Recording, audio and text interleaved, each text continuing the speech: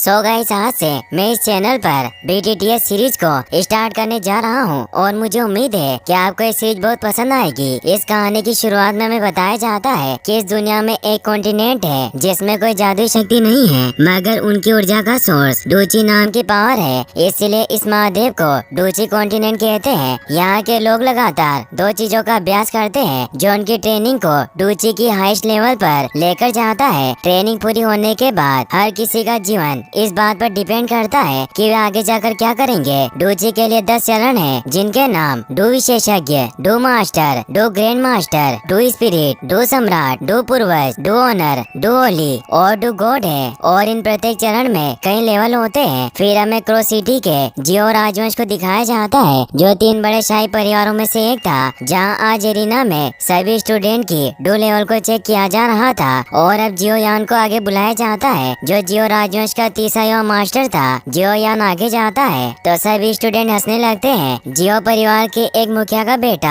जियोनिंग उसे कहता है कि अपने आप को मूर्ख मत बनाओ, तुम्हारे लेवल बहुत कम है। जियो यान उनकी बातों पर ध्यान नहीं देता और ऊपर स्टेज पर आ जाता है, जहाँ डू स्तंभ पर अपनी लेवल को चेक करने के लिए हाथ रखता है, मगर उसका डू स्तर केवल तीसरे लेवल पर होता है, जो बहुत कम था। इसीलिए सभी उसका मजाक उड़ाते हैं, क्योंकि बचपन में उसे जीनियस कहा जाता है। उसकी पावर बचपन में ही तीसरे लेवल पर पहुंच गई थी और 11 साल की उम्र में उसने 10वें डूची स्तर को पार कर लिया था, मगर 3 साल पहले से उसकी पावर कम होने लग गई थी। इसीलिए स्टूडेंट बातें करते हैं कि वास्तव में अपने परिवार के लिए निकम्मा लड़का है। जियोनिंग कहता है कि अगर तुम कबीले के मुखिया के बेटे नहीं होते तो तुम्हें बहुत समय पहले ही अपने परिवार से निकाल दिया जाता। फिर अब टेस्ट के लिए जियोमेई नाम की लड़की को बुलाया जाता है। जियो यान उसे पूछता है कि क्या तुम सच में मुझसे नफरत करती हो, मगर वो कोई जवाब नहीं देती। जियो शर्म की वजह से मुंह नीचे करके वहाँ से जाने लगता है। तभी वहाँ जियो जूनियर आ जाता है, जो उसका हाथ पकड़कर कहती है कि तुम्हें परेशान नहीं होना चाहिए। जूनियर को टेस्ट के लिए बुलाया जाता है, इसीलिए वो जियो यान को कहती है कि तुम मेरा इंतजार करना। ये कहकर वो अपना लेवल चेक करने चली जाती है। वो जब अपनी लेवल चेक करती है तो उसका लेवल 9 होता है, जो बहुत ज्यादा था। इससे सभी हैरान रह जाते हैं और सब उसे देखने जाते हैं, मगर जियो यान वही खड़ा रहता है और मन ही मन में कहता है कि जूनियर मैं तुम्हारे लिए काफी खुश हूँ, मगर मैं तुम्हारे लिए अच्छा नहीं हूँ। तभी बारिश होने लगती है और हमें जियो फैमिली के मीटिंग हॉल को दिखाया जाता है, जहाँ जियाली भी नाम का आदमी जियो परिवार के प्रमुख जहाँ जियो को धमका रहा होता है, क्योंकि उनके बाजार को हड़पना चाहता था। जहाँ जियो जियाली को कहते हैं कि तुम हम पर दबाव नहीं डाल सकते, तो जियाली भी हंसने लगता है और कहता है कि मेरे पास बहुत पैसे हैं, इसीलिए मैं और एओ बाबा मिलकर तुम्हारे बाजार और वुटेन सिटी के 2 परिवारों का प्रतिनिधित्व कर सकते हैं। और बाजार हमेशा अपने हाईएस्ट बोली लगाने वाले का होता है और हमारा ऑफर तुम्हारे ऑफर से 3 गुना ज्यादा है, इसीलिए तुम हमसे मुकाबला नहीं कर सकते। और अगले साल जियो परिवार को क्रो सिटी छोड़नी होगी। इससे जान जियो के पहले और दूसरे एडर काफी गुस्सा होते हैं, जो 2 परिवारों के मुखिया थे, और उस पर हमला करने के लिए तैयार हो जाते हैं, मगर जान जियो उन्हें रोक लेता है और जिया लिबी को एक कार्ड दिखाकर बताता है कि मेरे बेटे जियो यान की शादी का प्रपोजल है। तो ऐसे जिया लिबी हैरान रह जाता है। जियोली का साथी एओबा कहता है कि जियो यान तो वही है जिसने 11 साल की उम्र में 10वें डूची स्तर को पार कर लिया। जिया लिबी जब वो वेडिंग कार्ड पढ़ता है तो उसे पता चलता है कि जियो यान की शादी नालन येन रेन के साथ होने वाली है, तो ऐसे वो शॉक्ड रह जाता है। एओबा कहता है कि शादी का प्रस्ताव कब जारी हुआ, हमें इसके बारे में पता क्यों नहीं चला। जान बताते हैं कि बस एक छोटी सी बात थी, इसीलिए इसे पब्लिक करना जरूरी नहीं था। एओबा जिया लिबी को बताता है कि यूनलैंड सेक्ट पावरफुल लोगों से भरा हुआ है, भले वो शहर से बाहर हो, पर वो अपनी रिश्तेदारी की वजह से जियो परिवार की मदद जरूर करेंगे। और नालन जो लड़की है वो यानरेन डिपार्टमेंट के हेड यूनलैंड की फेवरेट स्टूडेंट है, जिससे हमें प्रॉब्लम हो सकती है। तो जान कहते हैं कि अब तुम हमारे सभी बाजारों पर कब्जा नहीं कर पाओगे, और वो हंसने लगते हैं। जियाली भी उसे वापस वो कार्ड देते हैं और कहते हैं कि हम यहाँ से जा रहे हैं, मगर तभी वहाँ मिस नालन अपने साथियों के साथ आ जाती है और उन्हें कहती है कि मैं यहाँ आपको बधाई देने आई हूँ, और उन्हें झुककर प्रणाम करती है। तो नालन से कहते हैं कि तुम्हें इतना विनर होने की कोई जरूरत नहीं है, हम जल्द ही एक परिवार बन जाएंगे।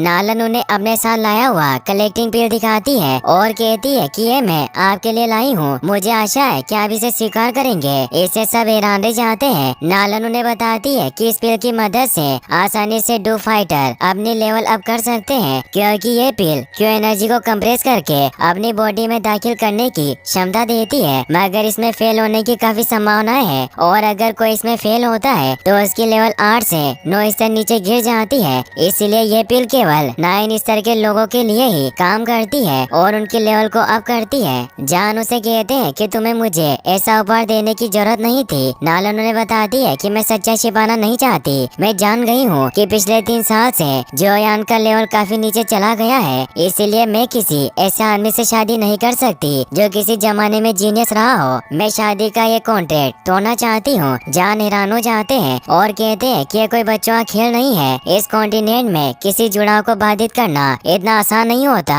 नालन कहती है कि बेशक मैं ये जानती हूँ, इसीलिए मैं इस कॉन्ट्रैक्ट को तोड़ने के लिए ये कलेक्टिंग पिल आपको दे रही हूँ। जान जियो कहते हैं कि मुझे लगता है कि तुम्हारे डिपार्टमेंट के हेड यूलेन इससे सहमत नहीं होंगे। नालन कहती है कि मैंने सेक्शन लीडर यूलेन से अनुमति प्राप्त कर ली है। क्यों नहीं चाहते कि मैं किसी ऐसे व्यक्ति से शादी करूं जिसकी लेवल मुझसे काफी कम हो। और अभी आपका बेटा एक हारे हुए लड़के के अलावा और कुछ नहीं है, इसलिए अब आपके पास इस कॉन्ट्रैक्ट को तोड़ने के अलावा और कोई तरीका नहीं है। तभी नालन के साथियों में से एक आगे आता है और वो 7 स्टार डो ग्रैंड मास्टर जी में बदल जाता है, जो यूलेन सेट का ग्रैंड मास्टर था। यह देखकर जान नालन से कहते हैं कि तुम क्या चाहती हो कि क्या मैं तुम्हारे सामने घुटने टेक दूं? नालन कहती है कि भले ही आप अपनी तलवार निकाल कर हमसे मुकाबला करें, मगर मेरा फैसला नहीं बदलेगा। मैं सगाई तोड़ना चाहती हूँ। तभी जियोयान जूनियर के साथ वहाँ जाता है, क्योंकि उन्हें पता चल गया था कि नालन वहाँ आ गई है और जूनियर ने जियोयान को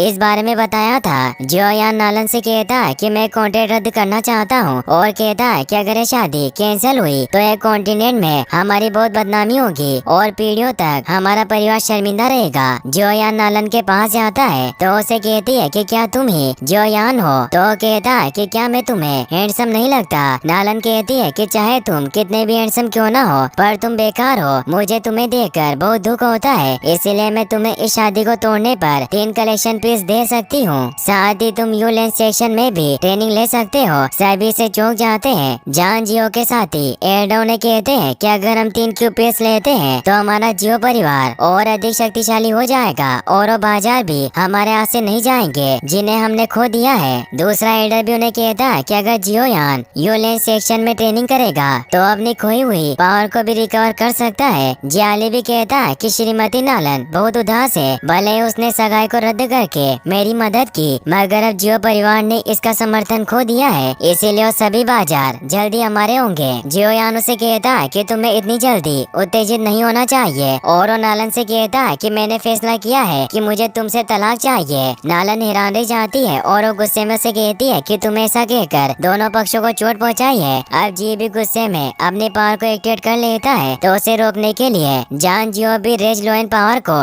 एक्टिवेट कर लेते हैं, जिससे वहाँ एक धमाका होता है और वो दोनों लड़ने को तैयार हो जाते हैं। मगर नालन जी को रोक लेती है और जान से कहती है कि हम इसे दूसरे तरीके से हल करेंगे। मैं जियो परिवार को 3 साल देती हूँ। 3 साल बाद जियोलेन यूलेन वार्ड में आ सकता है और मुझसे लड़ सकता है, और अगर ये हार गया तो हमारी शादी नहीं होगी और ये सगाई टूट जाएगी, और अगर तुम जीत गए तो तुम मेरे साथ जो चाहे वो कर सकते हो। फर्स्ट एडर कहता है कि उचित नहीं है। कोई मूर्ख भी जानता है कि जियोयान की शक्ति के साथ ऐसा कोई तरीका नहीं है कि वो तुम्हें 3 साल के अभ्यास के बाद हरा सके। सेकंड एडर जान से कहता है कि हमारे जियो परिवार के लिए बस एक देरी होगी। 3 साल बाद जियोली भी वापस हमारे बाजार को हड़पना चाहेगा। नालन उन्हें कहती है कि मेरा सबसे अच्छा ऑफर है जो मैं आपको दे सकती हूँ, और वो जियोयान से पूछती है कि तुम क्या चाहते हो। जियोयान भी उसकी इस शर्त को स्वीकार कर लेता है। तभी वहाँ जूनियर भी आ जाती है, जिसे देखकर जी को अजीब लगता है। नालन कहती है कि अब हमारी बाद में मुलाकात होगी। जियोली भी वहाँ से चला जाता है क्योंकि वो इस 3 ईयर एग्रीमेंट की वजह से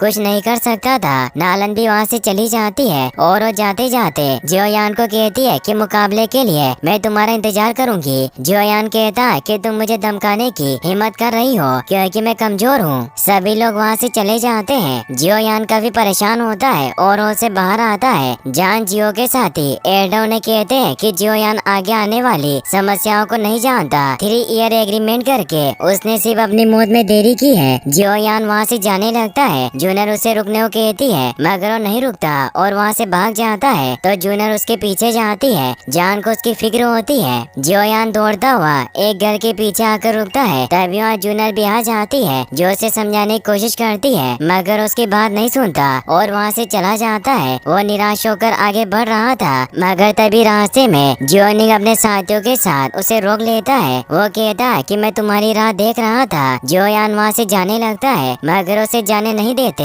जियोनिंग कहता है कि तुम्हें तो बहुत बड़ा जीनियस कहा जाता था, मगर तुमने बहुत बड़ी प्रॉब्लम क्रिएट कर दी। और अगर तुम ये सोच रहे हो कि हम सभी सिर्फ इसीलिए चुप हैं क्योंकि तुम्हारे पिता कबीले के मुखिया हैं, तो ये तुम्हारी गलतफहमी है। आज तुम्हारे फैसले की वजह से जियो परिवार को नुकसान हुआ, क्योंकि अगर तुम सही फैसला लेते तो आज हमारे पास 3 क्यू कलेक्टिंग पिल होती। और तुमने कभी सोचा है कि इन 3 सालों में हमारे जियो परिवार का क्या होगा? मुझे नहीं लगता कि तुम वास्तव में मिस नालन से लड़ सकते हो। जियोयान उसे कहता है कि तुम ये सब इसीलिए कह रहे हो क्योंकि तुम एल्डर के बेटे होने की वजह से वो कलेक्टिंग पिल हासिल कर सकते थे। अगर मैंने शादी का प्रस्ताव रद्द कर दिया होता। जियोनिंग इससे परेशान हो जाता है और उसे कहता है कि तुम दिखाना चाहते हो कि तुम नालन येनरेन के साथ लड़ सकते हो, तो तुम्हें अभी कोशिश करनी चाहिए। मैं देखना चाहता हूँ कि क्या तुम मुझे हरा सकते हो। जियोयान गुस्से में उस पर हमला करता है, मगर उसे कुछ नहीं होता और अपने हमले से उसे दूर कर देता है, जिससे सभी उसका मजाक उड़ाते हैं। जियोनिंग कहता है कि तुम्हारे पास बस इतनी पावर है। तभी वहाँ जूनर भी आने लगती है। जियोयान अपने पावर को वापस से एक्टिवेट करके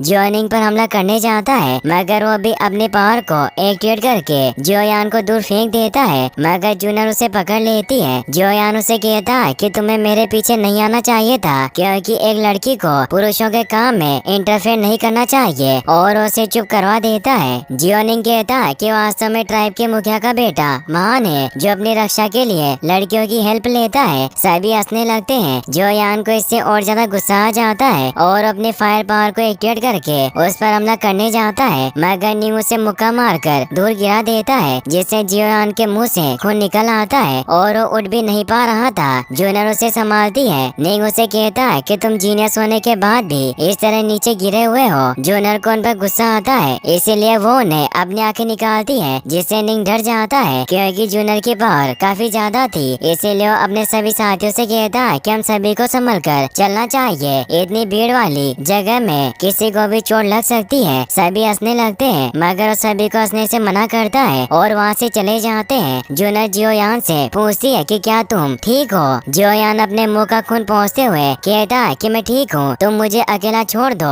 और वहाँ से चला जाता है। जूनर को उसकी काफी फिक्र होती है, मगर उसके पीछे नहीं जा सकती थी। जियोयान रोता हुआ जंगल में चला जाता है। उसे अपनी पुरानी बातें याद आती है कि लेवल कम होने की वजह से सबने उसका मजाक उड़ाया और उसके पिता को नालन के सामने शर्मिंदा होना पड़ा। जियोयान दौड़ता हुआ एक जगह पर पहुंचता है जहां उसकी माँ की कब्र बनी हुई थी। वो वहाँ बैठकर रोने लगता है। यहाँ हम जान जियो को भी देख पाते हैं, जो भी वहीं मौजूद थे, जो मन ही मन में कहते हैं कि बेटे तुमने आज बहुत बहादुरी से काम लिया। तुमने अपने जियो परिवार को 3 साल का समय दिया खुद को मजबूत बनाने के लिए, इसीलिए मैं तुमसे बहुत इम्प्रेस्ड हूँ। मगर 3 साल बाद भी हमें अपना भाग्य भुगतना होगा, पर चाहे जो कुछ भी हो जाए तुम्हारे पिता तुम्हारे लिए जरूर लड़ेंगे। ये कहकर वहाँ से चले जाते हैं। जियोयान अभी भी रो रहा होता है और वो कहता है कि मेरे साथ ऐसा क्यों हुआ, मैं ऐसा क्यों हूँ। और वो अपनी माँ से कहता है कि 3 साल बाद जब मैं मरने के बाद आपसे वन में मिलूंगा तो आप मुझे देखकर निराश हो जाओगी और अब कोई चमत्कार ही मुझे बचा सकता है। तभी जियोयान को कुछ होने लगता है और उसकी रिंग ग्लो करके हाथ से बाहर निकल आती है। जियोयान को एक आवाज सुनाई देती है जो उसे कहती है कि बच्चे तुम इतने चिंतित क्यों हो। जियोयान हैरान हो जाता है, उसे कुछ समझ नहीं आता। वो आवाज उसे कहती है कि तुम्हारे लिए चमत्कार देखने का समय है, मगर तुम डरे हुए हो। और वो आत्मा सामने आती है जो उसे कहता है कि मैं याओ लाओ हूँ, मैं तुम्हारी मदद करूँगा। जियोयान उनसे पूछता है कि आप मेरी मदद कैसे करना चाहते हैं। तो याओ लाओ से कहते हैं कि अगर तुम 2 कॉन्टिनेंट में किसी को हराना चाहते हो तो तुम क्या करोगे। सबसे इम्पोर्टेंट बात यह है कि आपके पास लड़ने के लिए पावर होनी चाहिए। फिर वो एक एक करके डूची के चरण को पार करेगा। सबसे पहले कोई डू मास्टर बनता है, फिर डू ग्रैंड मास्टर, और ऐसे ही वो अपना लेवल बढ़ाता रहेगा। और अगर तुम भी इस मेथड को फॉलो करो तो तुम अपनी टेक्निक की मदद से नालन से लड़ सकते हो। इस कॉन्टिनेंट में डूक्यू एक स्किल बन गई है। सबसे मजबूत से लेकर सबसे कमजोर तक 4 वर्ग और 12 स्तर होते हैं, जिनके नाम हेवन, अर्थ, ब्लैक और येलो है। और इन प्रत्येक वर्ग को 3 लेवल में डिवाइड किया गया है, जिससे 12 स्तर यानी लेवल बनती है। जियोयान उन्हें कहता है कि मैं इसके के बारे में पहले से जानता हूँ। याओ लाओ से कहते हैं कि नालन की स्किल हाई लेवल ब्लैक पर है, मगर मैं तुम्हें इससे ज्यादा और कुछ भी सिखा सकता हूँ। जियो यान इससे खुश होकर कहता है कि क्या आप सच कह रहे हैं? तो याओ लाओ हमें जवाब देते हैं। जियो यान मन में सोचता है कि हाई लेवल स्किल्स बहुत कठिन होती है। साधारण लोगों के बीच सबसे मजबूत स्किल लेवल जर्दे तक होती है और कुछ शक्तिशाली परिवारों के पास ही केवल ब्लैक स्किल लेवल होती है। और जियो परिवार में सबसे स्ट्रॉन्गेस्ट स्किल लाइन फ्यूरी होती है और ब्लैक एवरेज स्किल को हर कोई नहीं सीख सकता, केवल शक्तिशाली साम्राज्य के लोग ही इसे सीख सकते हैं। और सदियों से हेवन लेवल स्किल किसी के पास नहीं है, जिस वजह से नालन का यूनलैंड सेक्ट बहुत पावरफुल है। इसीलिए वो सोचता कि क्या याओ लाओ उनसे भी ज्यादा पावरफुल होगा और उन्हें कहता कि भले ही आपके पास बेहतरीन हुनर हो, मगर जब तक हम सही पिल्स का इस्तेमाल नहीं करते ये बेकार है। यूनलैंड सेक्शन आसानी से क्यू कलेक्टिंग पिल को हासिल कर सकता है और ये पिल केवल लेवल 5 एल्केमिस्ट के द्वारा बनाई जाती है। एल्केमिस्ट उन लोगों को कहा जाता है जो कम साधारण चीजों से मूल्यवान चीजें बना सकते हैं। जो यान कहता है कि तुम जैसा बूढ़ा आदमी उन पिल को कैसे बना सकता है? तो याओ लाओ से कहता है कि मैं खुद एक हाई लेवल एल्केमिस्ट हूँ और लेवल 5 मेरे लिए कुछ नहीं है। तुम मुझे अब से याओ लाओ बुला सकते हो और ये एल्केमिस्ट लेवल मेरे लिए कोई मायने नहीं रखती। यदि तुम मेरे स्टूडेंट बनना चाहते हो तो तुम जितनी चाहे उतनी पिल्स ले सकते हो। जियो यान उन्हें कहता है कि मैं आपसे काफी इम्प्रेस्ड हुआ हूँ, मगर ये पहली बार है जब किसी ने इतनी सफाई से डींगे मारी हो। याओ लाओ कहता है कि क्या तुम मुझ पर विश्वास नहीं करते? जियो यान उन्हें कहता है कि ऐसा नहीं है, मैं आप पर विश्वास नहीं करता और आप जो कह रहे हो वो सच हो, मगर आपके पास इतना टैलेंट होने के बावजूद आप मेरी मदद क्यों करना चाहते हैं? इसीलिए मुझे आपकी बातें झूठी लगती है। याओ लाओ कहता है कि ऐसा इसलिए है क्योंकि पिछले 3 सालों से तुमने मुझे बहुत सी स्किल दी है। तो जियो यान इससे हैरान रह जाता है और उसे समझ आता है कि याओ लाओ उसके अंगूठी में था, इसीलिए वो 3 साल से इतनी मेहनत करने के बाद भी उसका डू लेवल बढ़ाने की बजाय बहुत घटा। याओ लाओ जियो यान से कहते हैं कि तुम वास्तव में बहुत होशियार हो, मगर मेरे पास 3 साल तक डूची को अवशोषित करने के अलावा और कोई विकल्प नहीं था क्योंकि मेरी सोल बहुत कमजोर थी। जियो यान को इससे गुस्सा आता है और उन्हें कहता है कि तुमने मेरी जिंदगी बर्बाद कर दी। याओ लाओ से कहता है कि तुम इतने गुस्से में क्यों हो? तो जियो यान शांत हो जाता है और कहता है कि मैं भूल गया था कि मैं किसी को हरा नहीं सकता। वो कहते हैं कि तुम्हें उम्मीद नहीं छोड़नी चाहिए, 1 साल में शायद मैं तुम्हें मजबूत बनाने में मदद कर सकता हूँ। जियो यान उन्हें कहता है कि मैं आपसे ज्यादा कुछ नहीं पूछना चाहता, बस आप मुझे ये बताएं कि क्या आप 1 साल में मुझे लेवल 7 तक पहुँचने में मदद कर सकते हैं? मैं उसके बदले में तुम्हें मेरी डूची को अवशोषित करने के लिए माफ कर दूंगा। याओ लाओ कहता है कि तुम्हारी योजना बहुत अच्छी है और अब से मैं तुम्हारा मास्टर हूँ, इसीलिए तुम मुझे मास्टर बुलाना। तो जियो यान कहता है कि मैं तुम्हें मास्टर तभी बुलाऊंगा जब तुम मुझे अच्छी तरह से सिखाओगे, क्योंकि तुम ही मुझे स्टूडेंट बनने के लिए भीख मांग रहे हो। और उन्हें बूढ़ा आदमी कहकर बुलाता है। इससे याओ लाओ को गुस्सा आता है और अपनी पावर से वहाँ बेम्बू को जियो यान की तरफ मोड़ देता है, लेकिन उसे चोट नहीं पहुँचाता और हंसता है क्योंकि उसी उसे डरा रहे थे। वो उसे कहते हैं कि मैं तुम्हारी ट्रेनिंग जल्दी स्टार्ट करूंगा, मगर तुम्हें पहले इस पेपर के साथ रॉ मटेरियल्स को हासिल करना होगा। जियो यान जब उस पेपर को पढ़ता है तो उसमें लिखा था कि उसे 3 आर्किड लीव्स, 2 वाशेड वुड बोनस और फर्स्ट लेवल का इविल कोर वुड एलिमेंट लाना है। इससे वो हैरान रह जाता है क्योंकि ये बेहद कीमती रॉ मटेरियल्स थे।